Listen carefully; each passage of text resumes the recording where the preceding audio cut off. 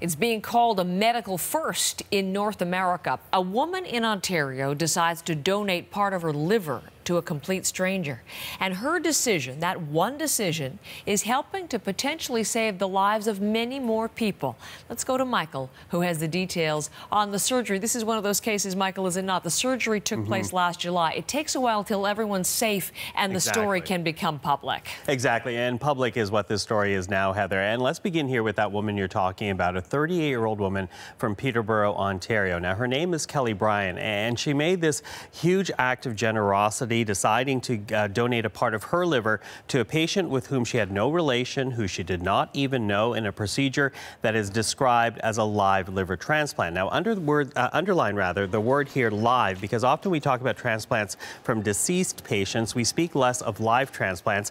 And as you say, this live liver transplant at Toronto General is the first documented one in North America and Europe. And live transplants are, in fact, often considered more desirable. And that's because live donors must be completely healthy. Doctors have a full history on the donor. And because livers from deceased donors are in such high demand in that procedure, doctors are often using livers that are less than ideal to save someone's life. And save someone's life is exactly what Bryan's generosity did. This is her liver given to that man standing beside her, 54-year-old Mohammed Khan, who had been diagnosed with non-alcoholic liver cirrhosis in 2017. Take a listen to both Bryan and Khan.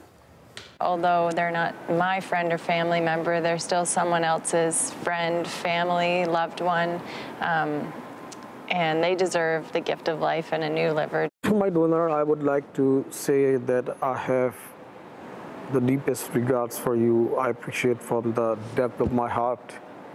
I salute you for doing such a tremendous job, for coming forward and helping me. And a reminder here that when a donation is coming from a live donation, that only a portion of the liver is donated. And in both donor and recipient, that liver grows to full size in about 3 months, Heather. This is, might well be, we should probably say, we believe it to be the first time a procedure like this has been done in North America, but it is done and has been done successfully around the world. Tell us more about previous efforts here. That's right. This has been done before, mainly in Asia, in both Korea and Hong Kong. But again, this is the first documented one in North America and Europe. Now, the Toronto procedure, though, is being publicized. And now that it is publicized, the hope is that this will become a more common procedure, this live liver donation, not only here in Canada, but across this continent and the Western world. Now, an interesting fact here has to do with the matching of donor to recipient, because in this photo you see Mohammed Khan with his wife Hina in the middle, and she originally got tested to see if she could be the donor. That didn't happen because their blood types were not compatible, but Hina still decided to donate to an anonymous patient. Take a listen to her reasoning. It's important for me to save my husband's life. So that's why I was willing to donate a part of my liver to somebody, I can say.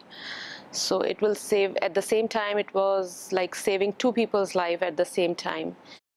Saving 2 people's lives at the same time. And again, now that this is publicized, this has happened in Asia before, but now that it's publicized here, the hope is that more people will be inspired to donate in this way. In fact, the example being set here by both Kelly Bryan and Hina Khan could down the road save hundreds of lives. And important to note here, Heather, that right now there's roughly 300 people in the province of Ontario alone awaiting a liver transplant. And every year, sadly, about 50 to 100 patients die in Ontario waiting for those transplants to happen.